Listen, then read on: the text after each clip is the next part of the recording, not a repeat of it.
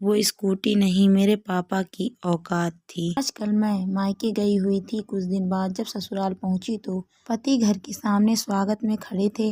अंदर प्रवेश किया तो छोटे से गैरेज में चमचमाती गाड़ी खड़ी थी। तो मैंने आंखों ही आंखों में पति से प्रश्न किया तो उन्होंने गाड़ी की चाबियां थमाकर कहा, कल से तुम इस गाड़ी में कॉलेज जाओगी प्रोफेसर साहिबा। Oh my God! खुशी इतनी थी कि मुंह से और कुछ निकला ही नहीं। बस जोश और भावावेश में मैंने पति साहब को एक जोरदार झप्पी दे दी और अमरवेल की तरह उनसे लिपट गई। उनका गिफ्ट देने का तरीका भी अजीब हुआ करता है। सब कुछ चुपचाप और अचानक। खुद के पास पुरानी स्विफ्ट डिजायर है और मेरे लिए और भी महंगी खरीद लाए। 8 साल की शादीशुदा जिंदगी में इस आदमी ने न जाने कितने गिफ्ट दिए। गिनती करती हूँ तो थक जाती हूँ। ईमानदार है, रिश्वत नहीं लेती, मगर खर्चीले इतने कि उधार के पैसे लाकर गिफ्ट खरीद लाते हैं। लंबी सी झप्पी के बाद मैं अलग हुई तो गाड़ी का निरीक्षण करने लगी। मेरा पसंदीदा कलर था, बहुत सुंदर थी। फिर नज़र उस जगह गई जहाँ मेरी स्कूटी खड़ी रहती थी। मैं हैरान, वो जगह तो खाली थी। स्कूटी कहाँ है? मैंने चिल्लाकर पूछा। बेच दी मैंने। क्या करना? अब उस जुगाड़ का। पार्किंग में इतनी जगह भी नहीं है। मुझसे बिना पूछे बेच दी तुमने? एक स्कूटी ही तो थी, पुरानी सी। गुस्सा क्यों होती हो? पति ने भावहीन स्वर में कहा। तो मैं चिल्ला पड़ी। स्कूटी नहीं थी, वो मेरी जिंदगी थी। मेरी धड़कनें बसती थी उसमें। मेरे पापा की इकलौती निशानी थी मेरे पास। मैं तुम्हारे तोहफे का सम्मान करती हूँ, मगर उस स्कूटी के बिना पे नहीं, मुझे नहीं चाहिए तुम्हारी गाड़ी। तुमने मेरी सबसे प्यारी चीज बेच दी, वो भी मुझसे बिना पूछे। मैं रो पड़ी। शोर सुनकर मेरी सास बाहर निकल आई। उन्होंने मेरे सर पर हाथ फेरा तो मेरी रुलाई और फूट पड़ी। रो मत बेटा, मैंने तो इससे पहले ही कहा था एक बार बहू से पूछ ले, मगर बेटा बड़ा हो गया है, भला माँ की बात कहाँ सुनेगा। मगर तू रो मत। और तू खड़ा खड़ा अब क्या देख रहा है? वापस ला स्कूटी को। पति साहब गर्दन झुकाकर आए मेरे पास। रोते हुए नहीं देखा था मुझे पहले कभी। प्यार जो बेइंतहा करते हैं। याचना भरे स्वर में बोले, सॉरी यार, मुझे क्या पता था वो स्कूटी तेरे दिल के इतनी करीब है। मैंने तो कबाड़ी को बेचा है सिर्फ 7,000 में। वो मामूली पैसे भी मेरे किसी काम के थे। यूं ही बेच दिया कि गाड़ी मिलने के बाद उसका क्या करूँगी। तुम्हें खुशी देनी चाहिए थी, आंसू नहीं। अभी जाकर लाता हूँ।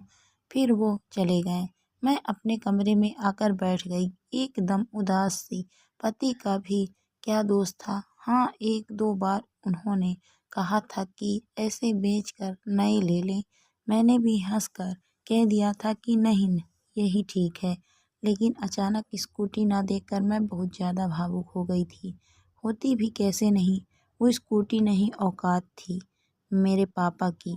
जब मैं कॉलेज में थी तब मेरे साथ में पढ़ने वाली एक सहेली नई स्कूटी लेकर कॉलेज आई थी। सभी सहेलियां उसे बधाई दे रही थी।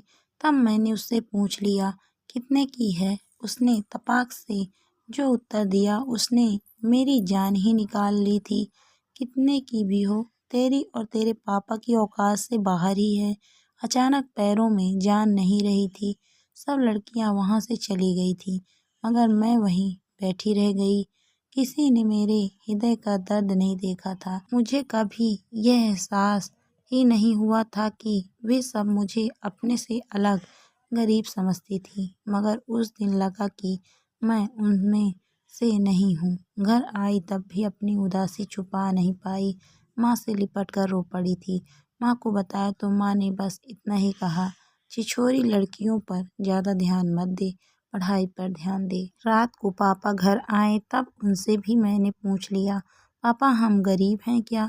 तब पापा ने सर पे हाथ फिराते हुए कहा था, हम गरीब नहीं हैं बिटिया, बस जरा सा हमारा वक्त गरीब चल रहा है। फिर अगले दिन भी मैं कॉलेज नहीं गई।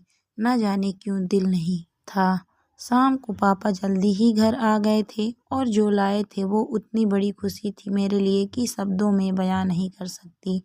एक प्यारी सी स्कूटी, तितली सी, सोन चिड़िया सी, नहीं, एक सफ़ेद परी सी थी। वो मेरे सपनों की उड़ान, मेरी जान थी। वो सच कहूँ तो उस रात मुझे नींद नहीं आई थी। मैंने पापा को कितनी बार थैंक यू बोला याद नहीं। स्कूटी कहाँ से आई, पैसे कहाँ से आए ये भी नहीं सोच सकी ज़्यादा खुशी में। फिर 2 दिन मेरा प्रशिक्षण चला।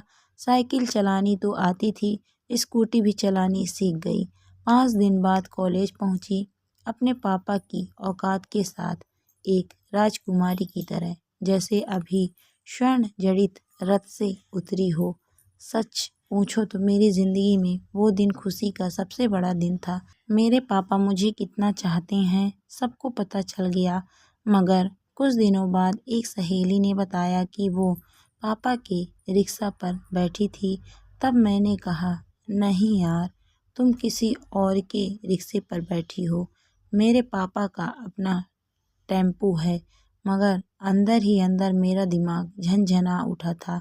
क्या पापा ने मेरी स्कूटी के लिए टेम्पो बेच दिया था? और 6 महीने से ऊपर हो गए, मुझे पता भी नहीं लगने दिया। आज शाम को पापा घर आए तो मैंने उन्हें गौर से देखा। आज इतने दिनों बाद फुर्सत से देखा तो जान पाई कि दुबले पतले हो गए हैं, वरना ध्यान से देखने का वक्त ही नहीं मिलता था। रात को आते थे और सुबह अंधेरे ही चले जाते थे। टेम्पो भी दूर किसी दोस्त के घर खड़ा करके आते थे। कैसे पता चलता बेच दिया है? मैं दौड़कर उनसे लिपट गई। पापा, आपने ऐसा क्यों किया?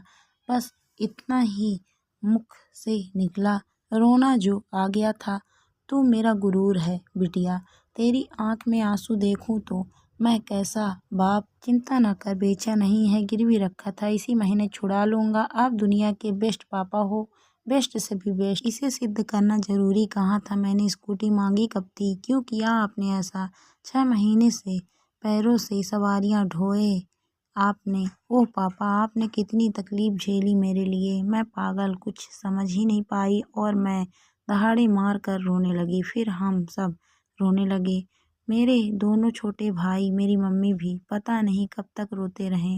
वो स्कूटी नहीं थी मेरे लिए, मेरे पापा के खून से सींचा हुआ उड़न खटोला था मेरा, और उसे किसी कबाड़ी को बेच दिया। दुख तो होगा ही। अचानक मेरी तंद्रा टूटी। एक जानी पहचानी सी आवाज़ कानों में पड़ी, फट फट फट। मेरा उड़न खटोला मेरे पति देव यानी तहसीलदार साहब चला कर ला रहे थे, और चलाते हुए एकदम बुद्धू लग रहे थे, मगर प्यारे से बुद्धू, मुझे बेइम्तहान चाहने वाले राजकुमार बुद्धू।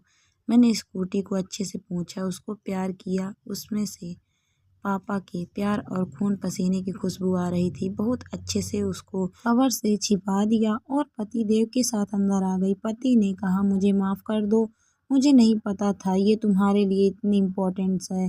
मेरी वजह से तुम्हारी आंखों में आंसू आ गए। मैंने बोला, मैंने भी आप पर गुस्सा किया है। मैं और कुछ कहती, मेरे पति ने मुझे सीने से लगा लिया। हम दोनों मुस्कुरा दिए। माँ बाप अपने बच्चों के लिए बहुत कुछ करते हैं। हमें अपने माँ बाप की मेहनत को जिम्मेदारी का नाम नहीं देना चाहिए। हमेशा माँ बाप का ख्याल रखना चाहिए।